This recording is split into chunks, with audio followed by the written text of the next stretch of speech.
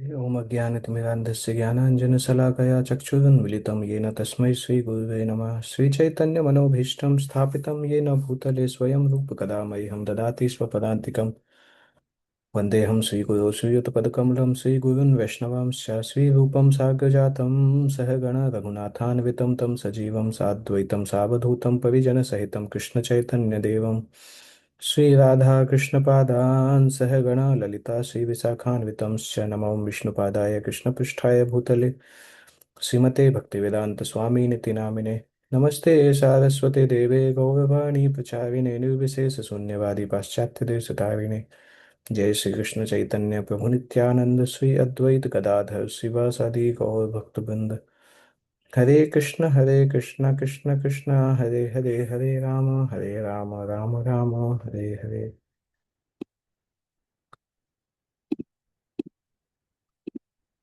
Okay, तो आज हमें श्लोक संख्या 49, 49 श्लोक करना था। थोड़ा सा हमने इसको पढ़ा था, बट यहाँ से स्टार्ट करते हैं। यह सहस्रेयसामपि विभुर्भगवान् यतोऽस्य भावस्वभावविहितस्य सतः प्रसिद्धिः देहे स्वधातु विगमेनु विशीर्यमाणे व्योमेव तत्र पुरुषो न विशीर्य तेजः। सह श्रेयसामपि विभुर, इसका मतलब है श्रेयसा मतलब कल्याणकारी। कल्याण मतलब लॉन्ग टर्म बेनिफिट। जो कुछ भी कल्याण कर है उसके परम स्वामी भगवान है। सश्रेयसाम अपि विभुर भगवान यतोस्य, भगवान ही है जिनके कारण संसार में कुछ कल्याणकारी कार्य होता है। भाव स्वभाव विहित से सतत प्रसिद्धि, क्योंकि जीवात्मा जो भी कर्म करता है, चाहे वो भौतिक कर्म हो या आध्यात्मिक कर्म हो, मतलब भौतिक अवस्था में किए जाएं या आध्यात्मिक अवस्था में किए जाएं, उन सबका फल भगवान के हाथ में होता है। ऐसा नहीं कि केवल भक्तों के लिए भगवान फल देते हैं। सभी सभी जीवात्मा के लिए जो फल देना है वो भगवान के ही हाथ में है। पॉजिटिव नेगेटिव भौतिक आध्यात्मिक सब भगवान के हाथ में है। इस प्रकार वह परम उपकारी है।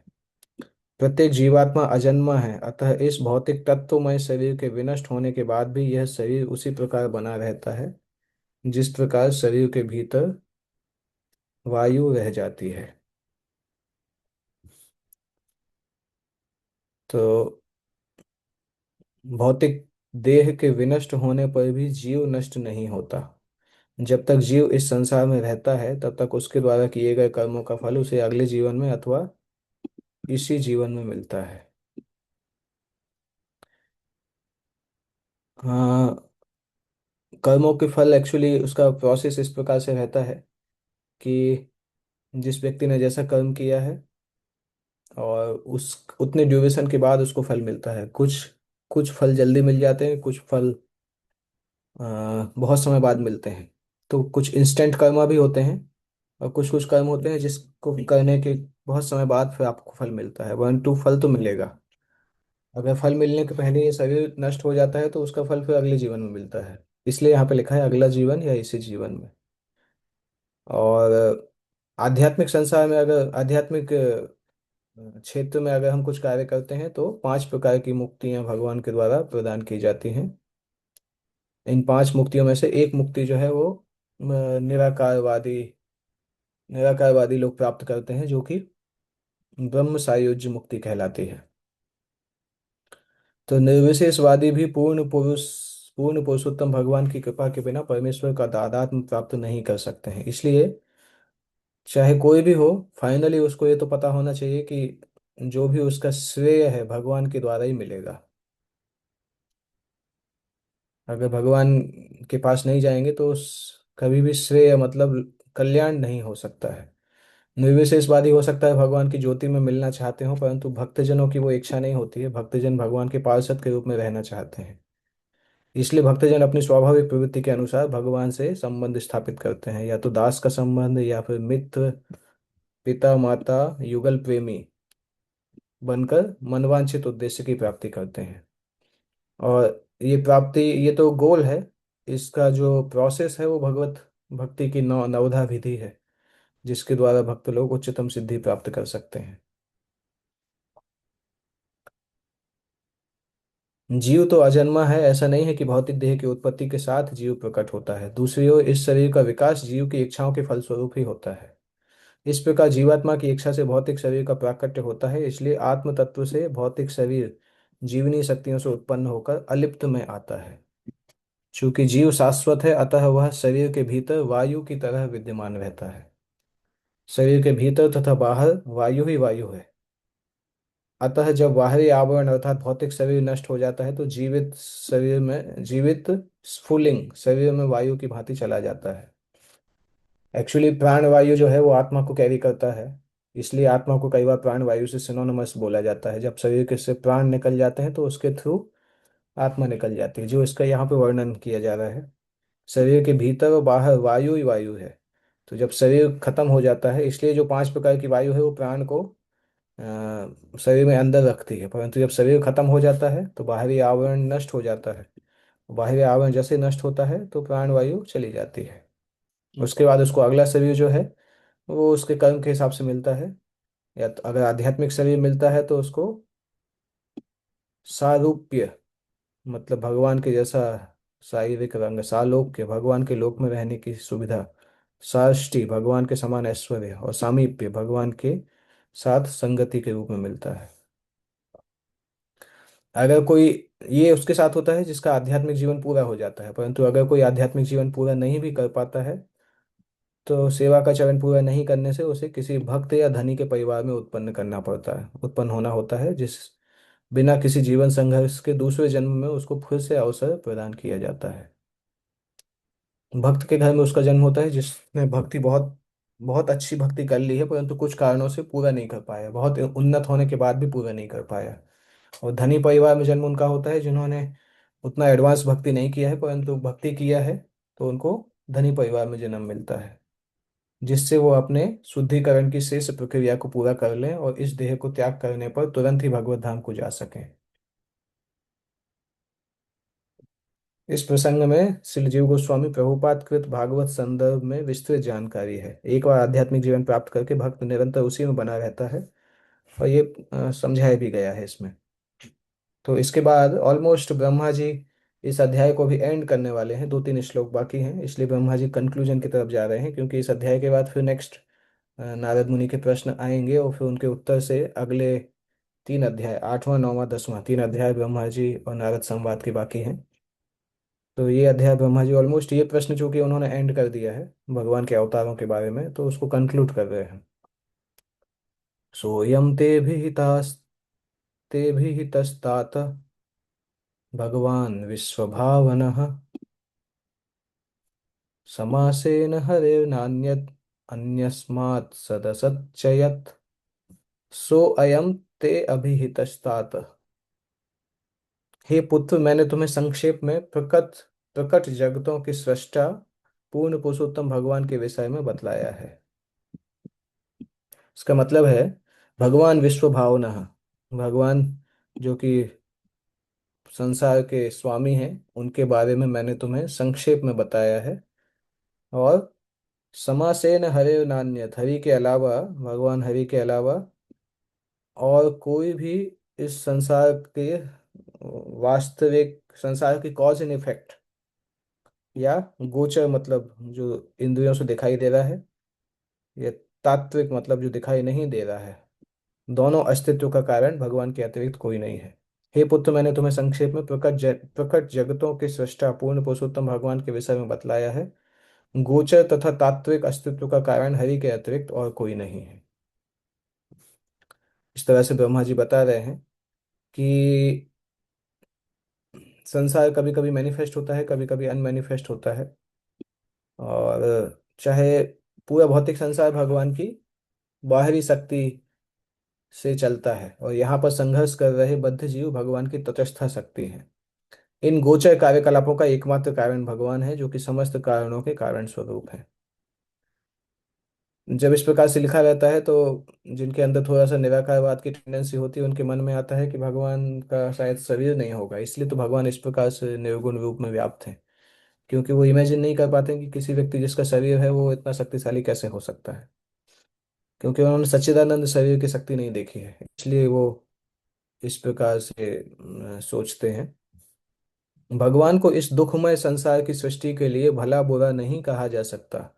जिस प्रकार की राजा को राज्य में कारागार बनाने के लिए दोषी नहीं ठहराया जा सकता। जो राज सत्ता की आज्ञा उल्लंघन करते हैं उनके लिए कारागार रूपी संख्या अनिवार्य है। इसी प्रकार भगवान ने इस दुखमय भौतिक संसार की क्षणिक सृष्टि उन लोगों के लिए की है जो उनको भूल गए हैं और इस झूठे संसार पर प्रभुत्व जमाने का प्रयास कर रहे हैं।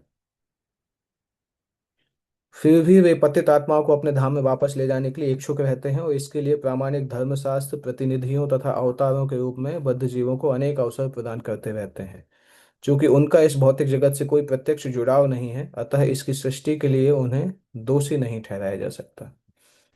प्रभुपाद जी ये उदाहरण दे रहे हैं, हमने पहले भी सुना है कि राजा, अगर कोई कैदी जो है वो जेल में जाता है तो राजा को दोषी नहीं माना जाता है, क्योंकि राज सत्ता की आज्ञा के उल्लंघन करने वाले कैदी कारागार में रहेंगे। उसके लिए राजा नहीं चाहता है कि कारागार में कोई रहे, परंतु जो जीव भगवान की इच्छा नहीं मानना चाहते हैं वो इस प्रकार से प्रयास करते हैं।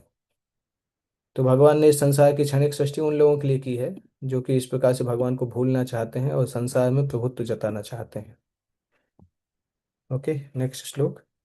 इदं भागवतं नाम यन्मे भगवतोदितं संग्रहोऽयं विभूतीनां त्वमेतत् विपुलीकुरु। त्वम एतद् विपुलीकुरु, ये इंस्ट्रक्शन है नारद मुनि के लिए उनके पिता के द्वारा। ब्रह्मा जी नारद मुनि को इंस्ट्रक्ट कर रहे हैं कि यह ज्ञान मैंने तुम्हें बताया है, यह श्रीमद् भागवत नामक तत्व ज्ञान है जिसको मैंने तुम्हें संक्षिप्त रूप में बताया है। इदम भागवतम नाम यन्मे भगवतोदितम, भगवान से ये प्रकट हुआ है ये ज्ञान, और श्रीमद् भागवत नाम से जाना जाता है। संग्रहो अयम, इस ज्ञान में भगवान की सारी शक्तियों का संकलन है। भगवान की क्रियाएं भगवान की शक्तियों का संकलन है, और मैं चाहता हूँ कि इस ज्ञान को तुम विस्तारित करो। विस्तारित मतलब पूरे संसार में इसको प्रचार करो और लोगों को ये ज्ञान सिखाओ। हे नारद, पूर्ण पुरुषोत्तम भगवान ने ही मुझे यह श्रीमद् भागवत नामक तत्व ज्ञान संक्षिप्त रूप में बतलाया था, और यह उनकी विभिन्न शक्तियों का संग्रह है। अब तुम स्वयं इस ज्ञान का विस्तार करो। नारद मुनि को ब्रह्मा जी आज्ञा दे रहे हैं कि आप इस ज्ञान को अभी विस्तार करिए। भागवत का सार लगभग आधे दर्जन श्लोकों में श्रीमद् भागवत द्वारा श्री भगवान द्वारा वर्णित है, जो आगे दिया गया है। 39, 2.9.33 to 36, जो कि भागवत का सार है। श्रीमद् भागवत के प्रमुख वर्ष श्लोक हैं। यह तत्व ज्ञान है और भगवान का समर्थ प्रतिनिधित्व करता है, और यह तत्व ज्ञान परम होने के कारण यह श्रीमद् भागवत तत्व ज्ञान से अभिन्न है। ब्रह्मा जी को यह ज्ञान सीधे भगवान से प्राप्त हुआ, जिसे उन्होंने नारद को सौंपा, और नारद ने व्यासदेव को बताया और व्यासदेव ने फिर उसको विस्तारित किया।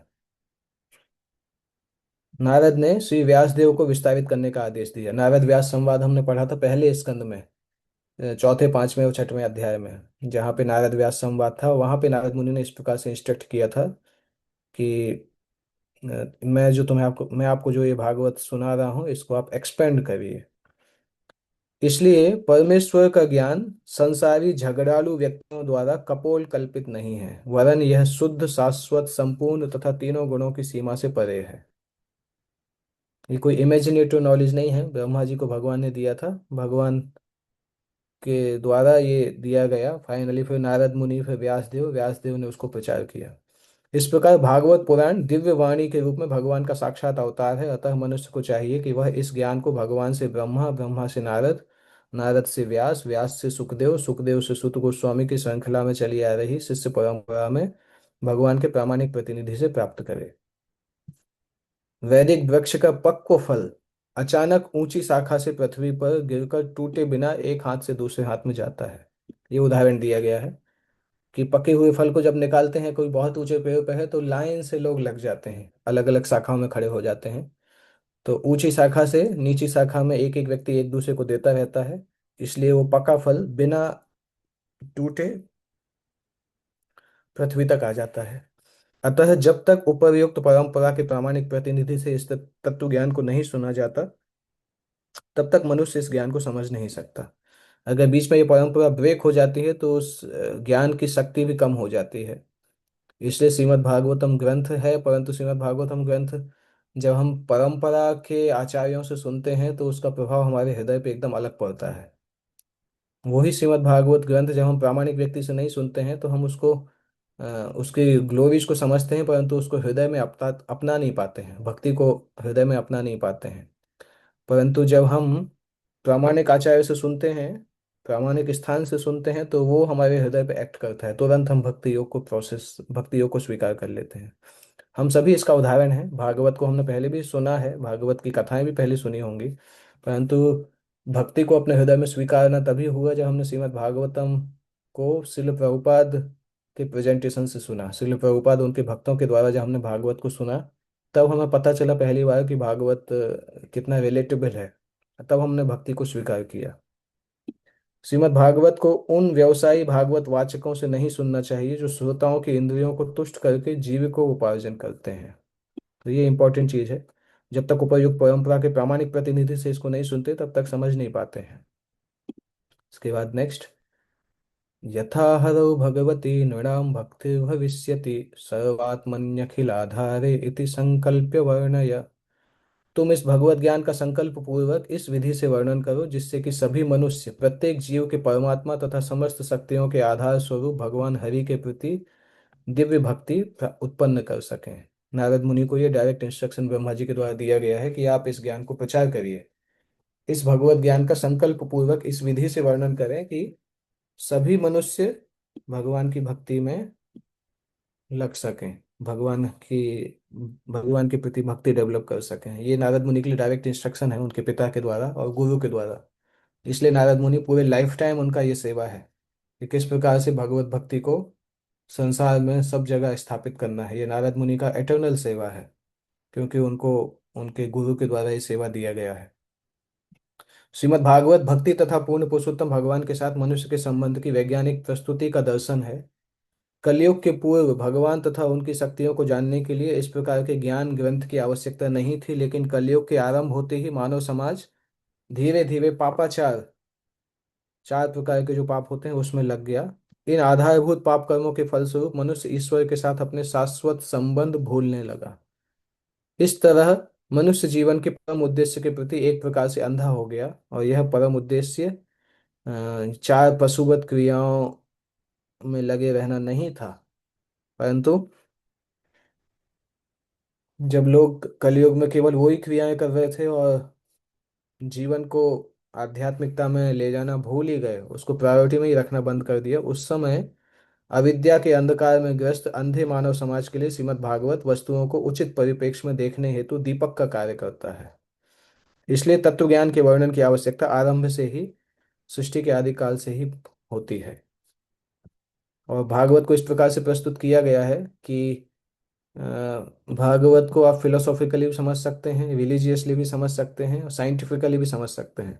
इसका प्रस्तुतिकरण इतना वैज्ञानिक है कि कोई भी निष्ठावान छात्र इसे ध्यान पूर्वक पढ़ करके या प्रामाणिक वक्ता से नियमित रूप से सुनकर भगवत ज्ञान को समझ सकता है। तो बहुत केयरफुली इसको प्रेजेंट किया गया है। इस युग में मानव समाज के सभी लोग जीवन सुख के पीछे इतने दीवाने हैं कि अंधकार में रहने के कारण उन्हें इतनी दृष्टि नहीं कि भगवान के बारे में जान सकें। इसलिए श्रीमद् भागवत ग्रंथ स्वयं भगवान का एक अवतरण है। उस भागवत को स्वीकार करके लोग जीवन को सफल कर सकते हैं। इसलिए नारद को उनके गुरु उपदेश देते हैं, या ये कहें कि आदेश देते हैं कि वे इस ज्ञान को संकल्प के साथ व्यवस्थित ढंग से प्रस्तुत करें। नारद जी को जीविका उपार्जन के लिए भागवत के सिद्धांतों का उपदेश देने के लिए नहीं बोला गया, गंभीरता पूर्वक प्रचारक की भावना से बोला गया। इसलिए भागवत को किस लिए इसलिए नहीं अपनाना चाहिए कि हमारी जीविका उपार्जन करना है। भागवत को अपनाना चाहिए ब्रह्मा के आदेश के द्वारा गंभीरता पूर्वक प्रचार करने के लिए। ये श्रीमद् भागवत को अपनाने का मुख्य तरीका है।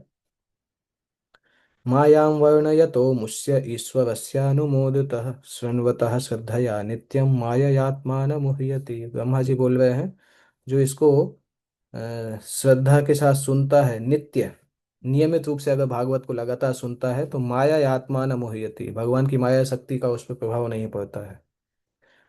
विभिन्न शक्तियों से संबंधित भगवान के कार्यकलापों का वर्णन, उनकी प्रशंसा तथा उनका श्रवण परमेश्वर की शिक्षाओं के अनुसार होना चाहिए।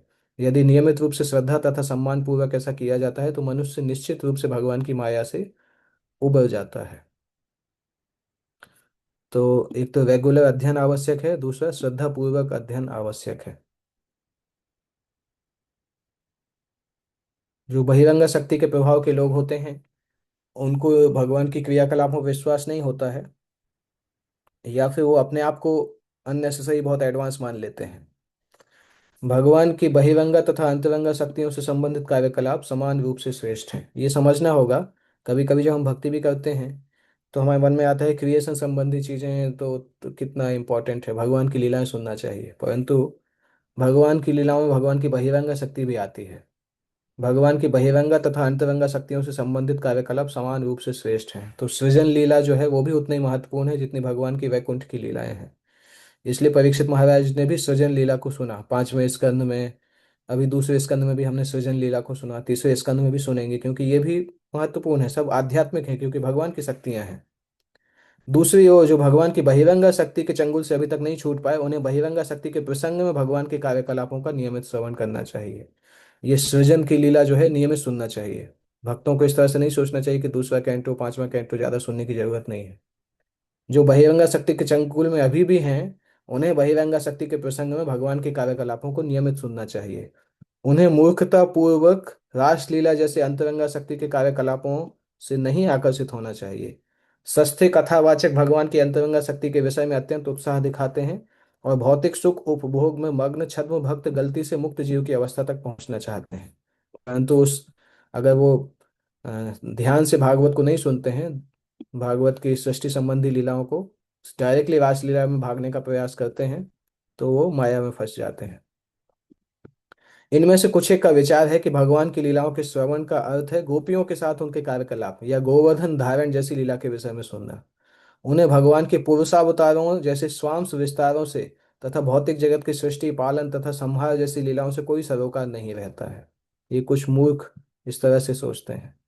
किंतु प्रबुद्ध भक्त जानता है कि भगवान की लीलाओं में चाहे वो रासलीला हो, चाहे सृष्टि की उत्पत्ति पालन या संहार, कोई अंतर नहीं है।